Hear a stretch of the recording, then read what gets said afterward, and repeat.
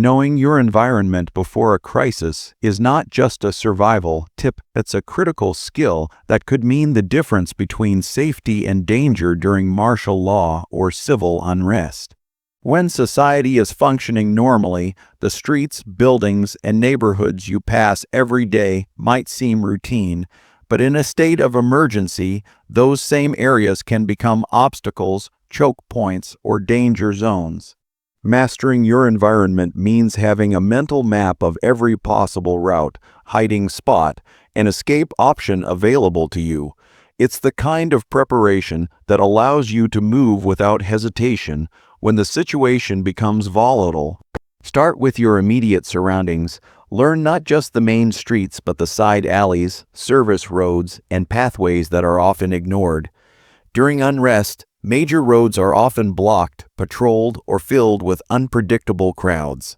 But a narrow alley, a pedestrian bridge, or even a drainage route could give you the advantage of moving unseen. Make a habit of walking these areas during normal times so they become second nature to you. Identify potential safe zones along your routes, places you can duck into if you need to avoid a patrol or a mob. This could be a closed business with a hidden alcove, a thick cluster of trees in a park, or even a stairwell that isn't visible from the street. At the same time, note areas that could be dangerous, poorly lit corners, places where you could be trapped, or spots where lines of sight are long and leave you exposed. Another important aspect of mastering your environment is learning the patterns of movement in your area. When are the streets busiest? When are they empty? Are there certain times when shops close or when local law enforcement patrols pass by? This timing knowledge lets you choose windows of opportunity for movement when the risk is lowest. Don't just limit your awareness to the ground level. Look for vertical movement options, staircases, fire escapes, or building rooftops that could serve as alternate routes. In some situations, the safest way to cross an area might be above street level, where the noise and chaos are reduced. Finally, make mental notes of resources along the way, water sources, emergency exits, even potential improvised tools or weapons if you have no other choice. This information could be invaluable if you're cut off from supplies. In a crisis, hesitation wastes precious seconds. The more familiar you are with your surroundings, the more instinctive your movements become. When martial law or unrest throws chaos into every corner, your knowledge of the terrain will be your greatest ally, helping you navigate unseen, bypass danger, and keep moving toward safety. Blending in during martial law or civil unrest is one of the most effective ways to avoid unwanted attention. When tensions are high, anyone who stands out becomes a potential target, whether from authorities, opportunistic criminals, or desperate individuals looking for someone to blame. Your goal is to become a shadow in the background, someone who passes through the scene without leaving a ripple. This begins with your appearance. Wear clothing that matches the local environment and season. Neutral, muted colors like grays, browns, and dark greens are ideal. Avoid military camouflage unless you are in a rural setting, as it can draw suspicion or signal that you're a threat. Stay away from flashy jewelry, logos, or anything that marks you as wealthy or well-prepared. Body language is equally important.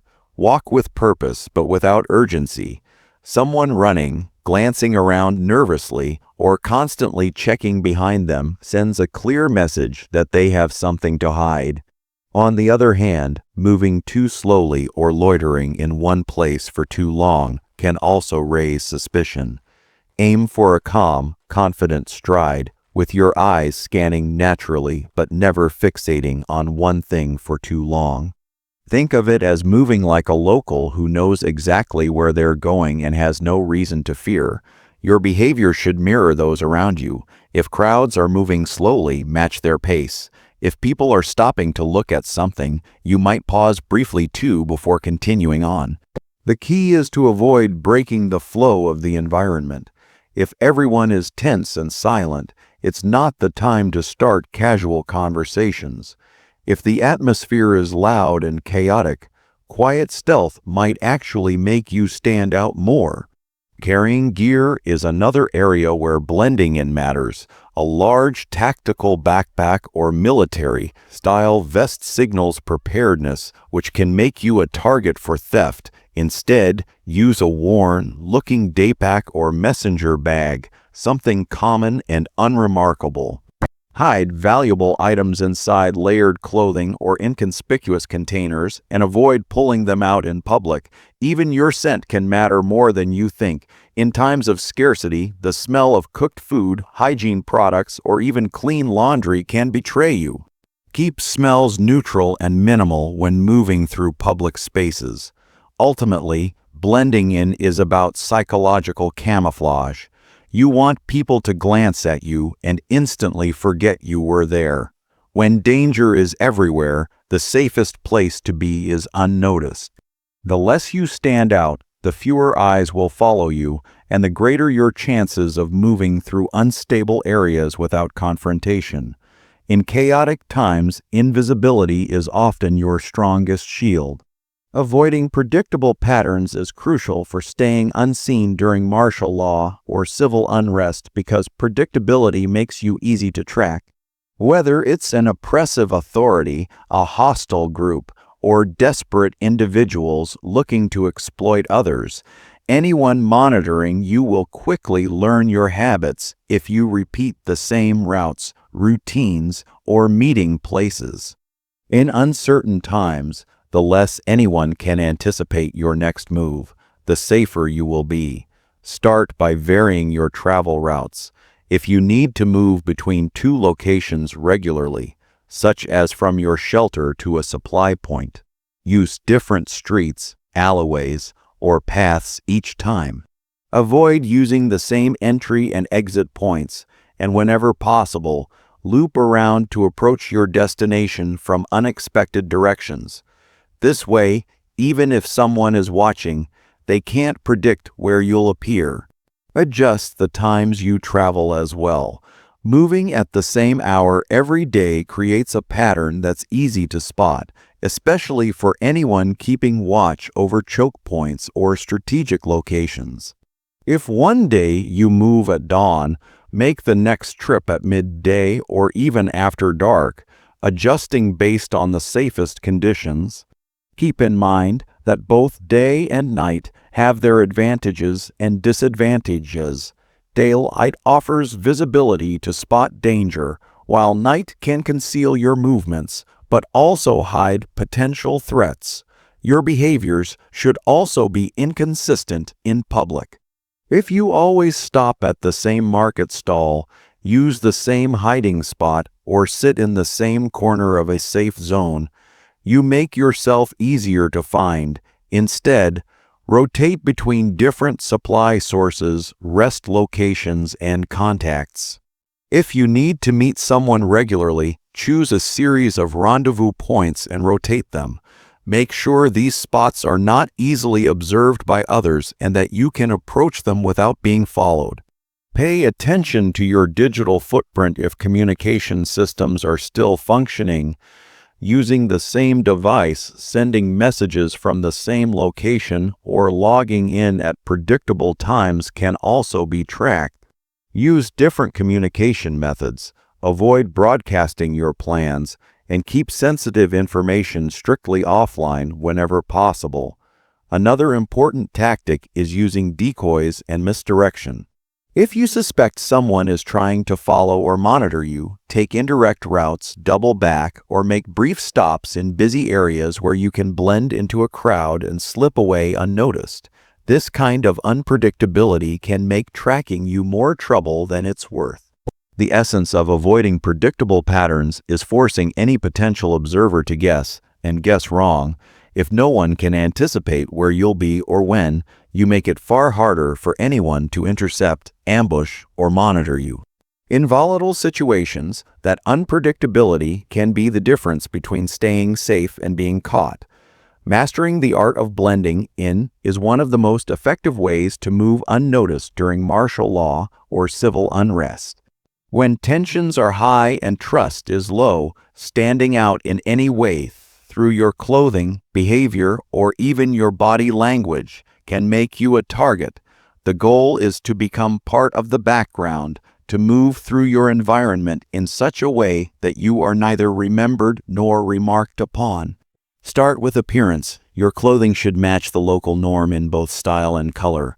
If most people are wearing muted, worn-out clothes, you don't want to be the one in bright colors or tactical gear that screams outsider or prepared. Even if you have access to high-quality survival clothing, consider layering it under more ordinary garments so that from the outside, you look like everyone else. Avoid logos, symbols, or patterns that could connect you to a political side, group, or ideology. Neutrality is your best camouflage. Blending in also means adapting your body language. Move with the same pace as those around you, neither too hurried nor too slow. Looking overly cautious or constantly checking over your shoulder can draw unwanted attention, but so can walking with too much confidence, which might signal you have something to hide or protect.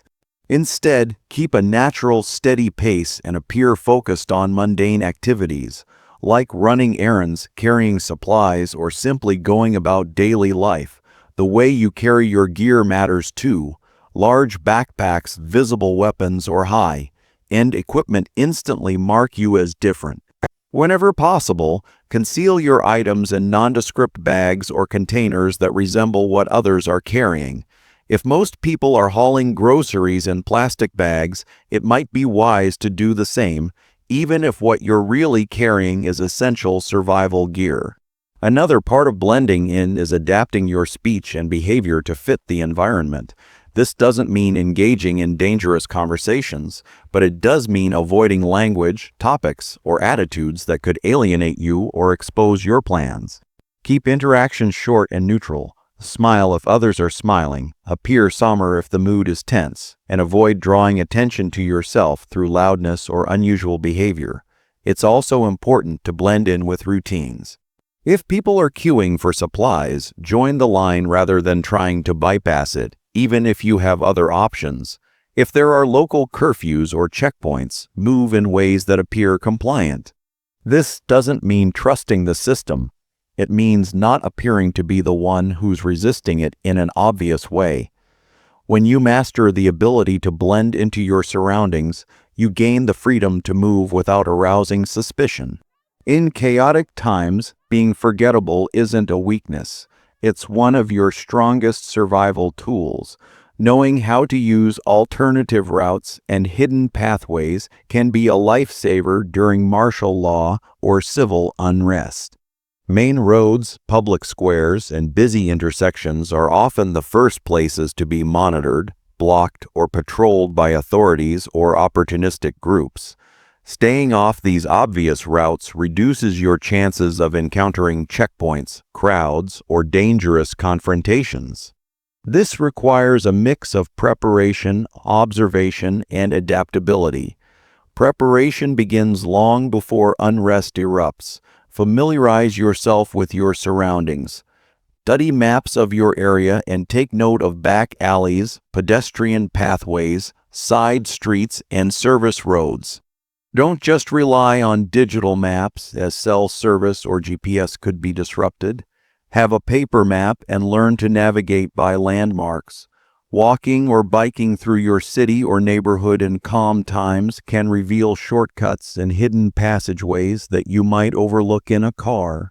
In urban areas, rooftops, parking garages, and interconnected buildings can sometimes offer safer movement than crowded ground, level streets. Abandoned structures, old railway lines, and even sewer access points might be viable routes in extreme situations, though these carry their own risks.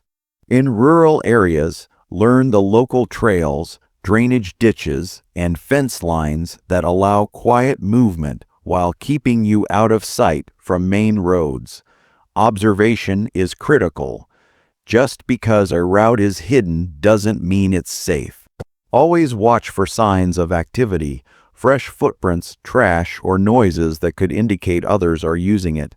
In unstable times, even secluded paths can become ambush points. Use your senses and approach unfamiliar routes with caution, staying low and moving slowly when necessary. Timing your movement is just as important as the path itself. Some routes may be safe in daylight but too exposed at night, while others are better navigated under cover of darkness. Pay attention to patterns, when guards change shifts, when streets are emptiest, or when weather conditions like heavy rain or fog can give you extra cover. Blending these skills with your overall survival plan allows you to move supplies, reach safe zones, or avoid dangerous areas without drawing attention. You can also use multiple routes in rotation so you're never predictable. If you must pass through a controlled area, plan an exit strategy in case things go wrong. Ultimately, mastering alternative routes and hidden pathways is about thinking like water, flowing where resistance is lowest, avoiding obstacles, and finding ways through spaces others overlook. In a world where the main streets are no longer safe, the unseen roads become your lifeline. Building alliances and safe contacts is one of the most underestimated but vital survival tactics during martial law or civil unrest. While moving unseen and staying low profile is important, there will be moments when survival depends on the help, information, or protection that only trusted people can provide. The key is to create these relationships before the crisis hits, because in the middle of chaos, trust is a currency that cannot be quickly earned. A strong network starts with people you already know, family, close friends, and neighbors you can count on in emergencies. These are the individuals who can watch your back, share supplies, or warn you of developing threats. However, alliances should also extend to reliable contacts in different parts of your city or region. Having someone in a safe location a few miles away could give you a place to rest, hide, or regroup if your current area becomes dangerous. Trust is everything. You cannot afford to make alliances with people whose loyalty or intentions are questionable. Test relationships subtly during normal times. Share minor information and see how they handle it. Work together on small tasks or offer help and see if it's reciprocated. Over time, this will reveal who is dependable under pressure. In a crisis, you need people who act, not just talk. These alliances should be mutually beneficial. You might offer mechanical skills, medical knowledge, or extra supplies, while they provide shelter, local intel, or safe passage through certain areas. This mutual value creates a bond that goes beyond mere acquaintance. But remember, the more people in your network, the greater the risk of exposure, so quality matters far more than quantity. Safe contacts can also provide vital intelligence. In martial law situations, knowing where checkpoints are, when patrols move, or which areas are experiencing violence can mean the difference between safety and disaster. These updates can help you choose safer routes or avoid hotspots entirely. Even a short, coded message from a trusted contact can save hours of dangerous travel. Discretion is critical. You should never reveal your full plan, exact location, or all your resources to anyone, even within your alliance, unless absolutely necessary. Information control prevents betrayal or accidental leaks. Use simple codes or agreed-upon phrases for communication, especially if electronic surveillance is a risk. When the world becomes unpredictable, a dependable alliance acts as both shield and lifeline. While lone wolf survival has its advantages, a small, trusted network multiplies your options for safety, movement, and recovery. In the shadows of unrest, these bonds can mean the difference between being hunted and being hidden.